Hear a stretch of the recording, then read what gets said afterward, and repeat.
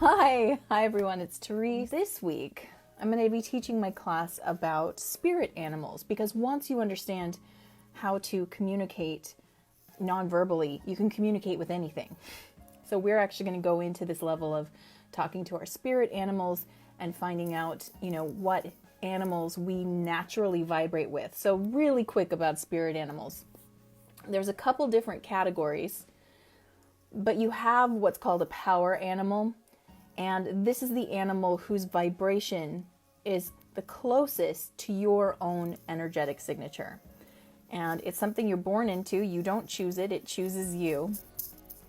And when you figure out, when you find out what your power animal is, it allows you to tap in more deeply to the inherent qualities of that animal, as well as understanding that animal's weaknesses, because we all have strengths and weaknesses, and when you can see them through the lens of something else, so using your power animal, see your strengths and weaknesses, it allows you to work with them rather than against them.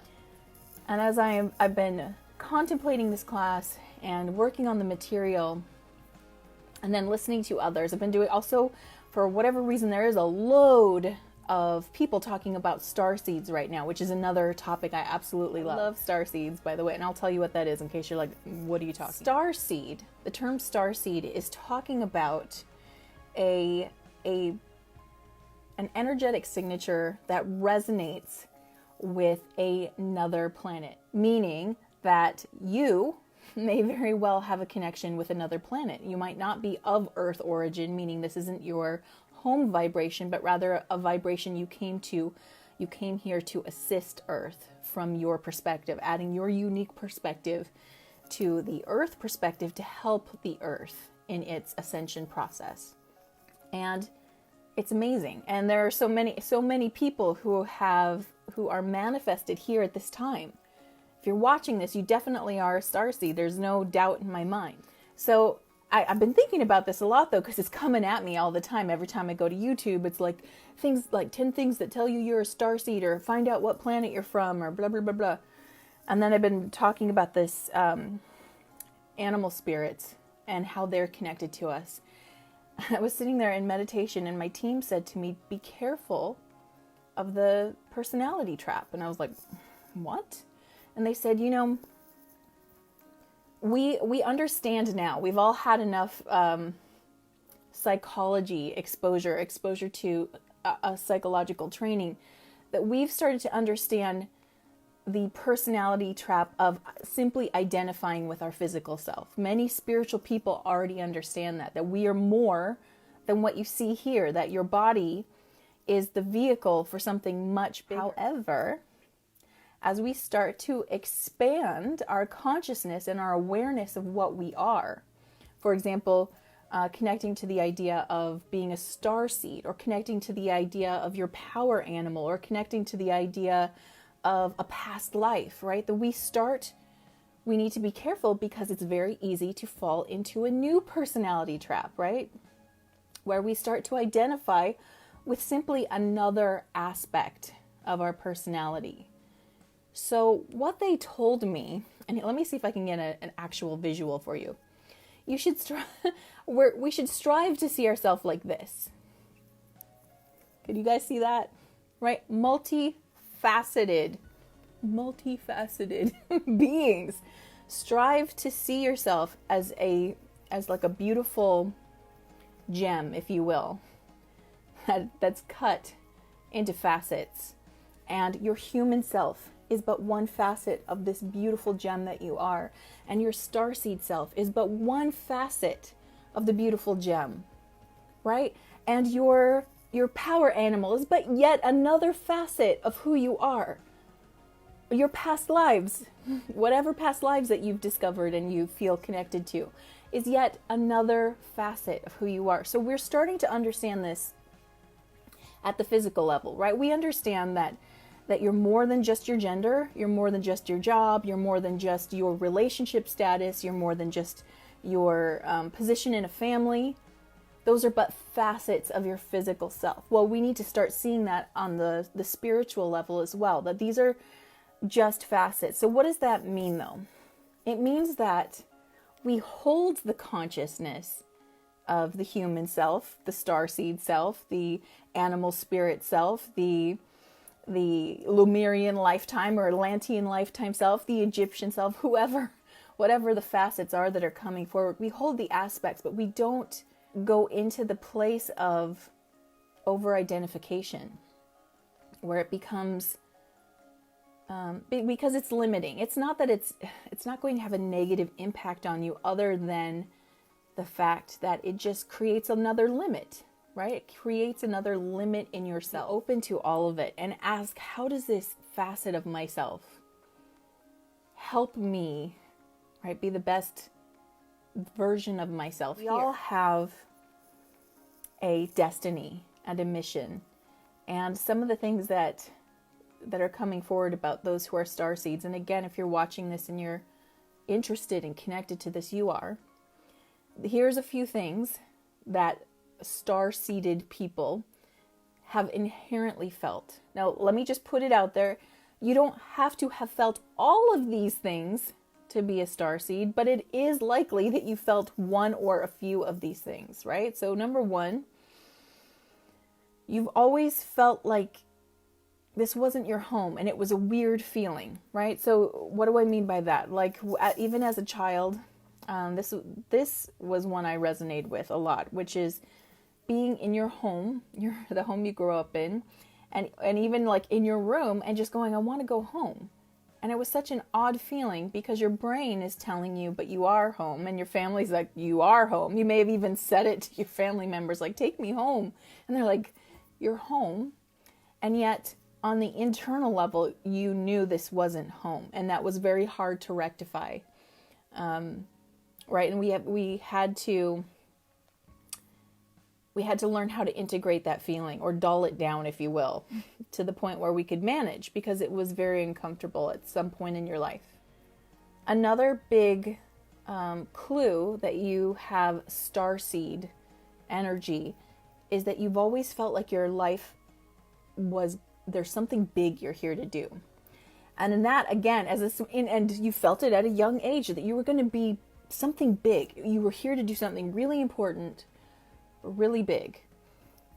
And at a young age, how do you rectify what that means, right? Like that's another feeling where you're like, you look for answers outside of yourself. So this must mean that I'm going to, be well known, right? Like I know a lot of people who have a starseed vibration seek fame of some kind, because just logically, if I'm supposed to do something big, then everybody's going to know me. So there's that feeling that comes forward. And so we feel like we follow that path because it's the only logical one we understand. Whereas what we're truly feeling has more to do with the mission that we came here with. We were assigned a mission. Well, we actually weren't assigned it. We volunteered. So in my studies, in studies like The Law of One, and if you've read any Dolores Cannon books, who I highly recommend, she talks about it too, Edgar Cayce, a lot of material out there that's talking about how the earth put out a distress call.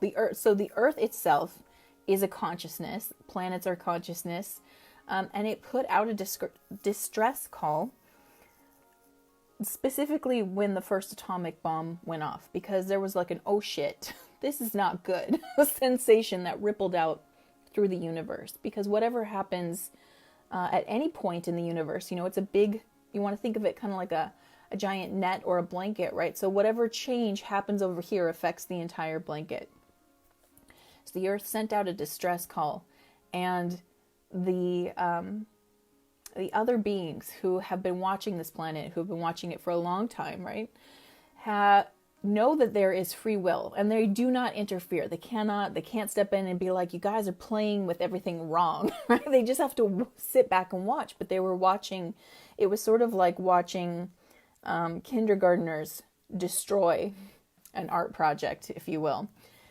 So they had to get creative. They knew they couldn't interfere on our behalf, but they had to figure out a way to stop the mess before it got really bad. And what they realized was we can't override free will, but what if we went in to help? We went inside. It's almost like we go undercover to help.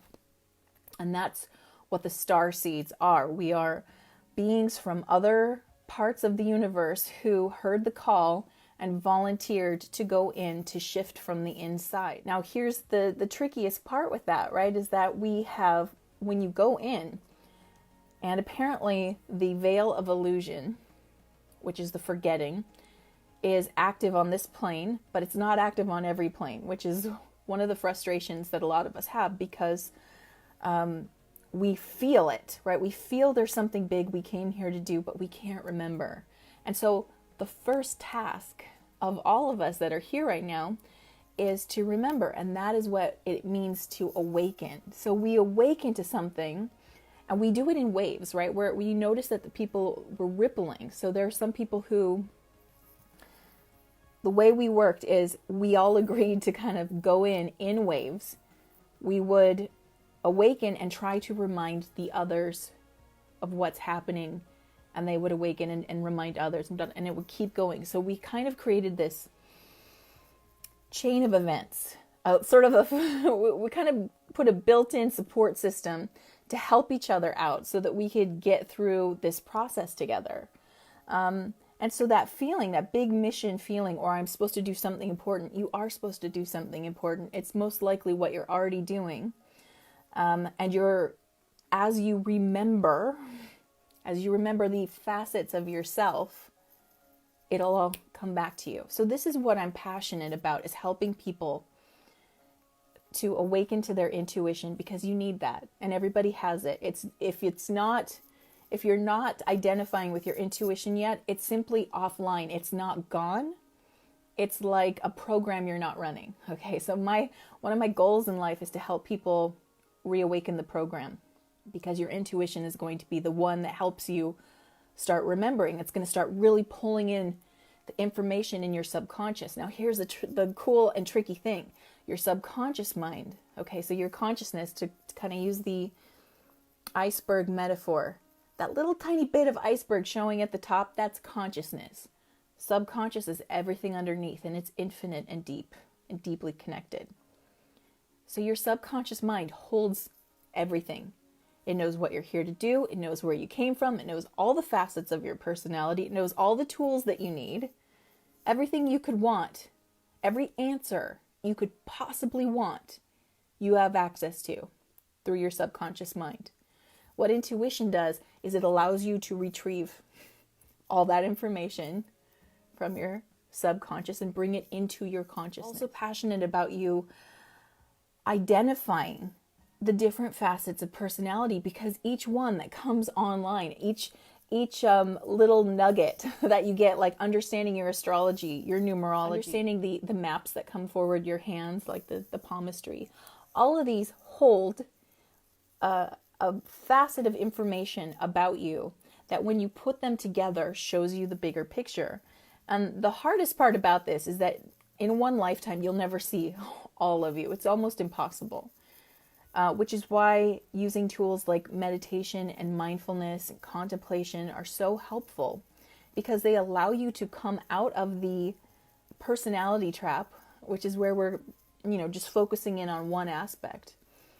And they allow you to step back into the observer. And the observer self is the one who can see the big picture, the one who feels and knows the connection, the one who can see past the incident and the emotion, and see how is this good for me? How is this for my highest good? That's the observer self. Even though I believe it may be impossible in one lifetime to truly observe all of yourself, the more we understand that that everything we uncover is yet another facet of who we truly are, the more we step back into that observer self, and we're able to see more. So we want to go back to that place where we say yes and, right? We are, yes, I am human and a starseed, and I have, eagle medicine, and I have,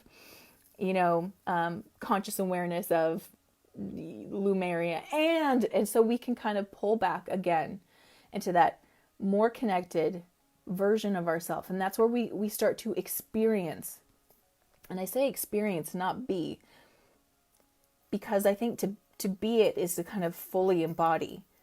So I think when we step back into our observer self, we start to experience more of our true nature. I feel like when we are our true nature fully, we turn into a beam of light and vanish, because we've gone into perfection.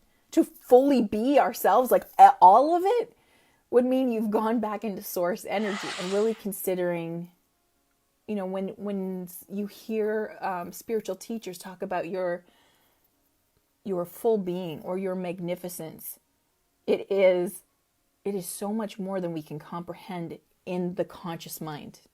The consciousness can only handle so much, which is why our conscious mind wants to chunk it down and label it and then stick in one area, because the consciousness can handle that. Our consciousness, I've been reading a lot of books about psychology, and consciousness moves like a snail compared to the subconscious mind, which moves like a starship, right? Like it's gone. I mean, it moves so fast and can track so much that we can't even hold conscious awareness of everything around us. That's how quickly our subconscious mind moves.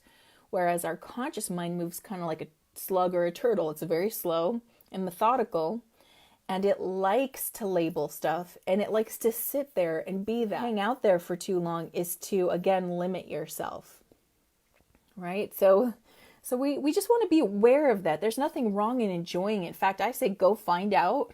Like, for example, I resonate with the planet or the star system Arcturus is one of my resonating star systems. Also Ursa Major. They're connected together. So I love finding aspects of that, but I constantly have to remind myself, and there's more. We're not trying to dog our sweet little conscious mind. We just need to know that the conscious mind wants to put us in boxes and label us because it can function easier that way. The trick is not to stay in the box it finds. It's to train the conscious mind that yes, that is a facet of me, but there is more. And helping it understand that so that it doesn't limit your experience or your perspective. And it keeps you growing on a spiritual level and a mental and emotional, physical level. Keeps you growing. So I just bit off a large chunk of existentialism and fed it to you. Hopefully that's something that you're like, it's more like for chewing over in your mind. It's more for contemplating. Anyway, I'm sending you lots of love and light. Mwah. Thank you for watching. Subscribe now and hit the notification bell so that you know the next time I release a new video. Until then, stay magical.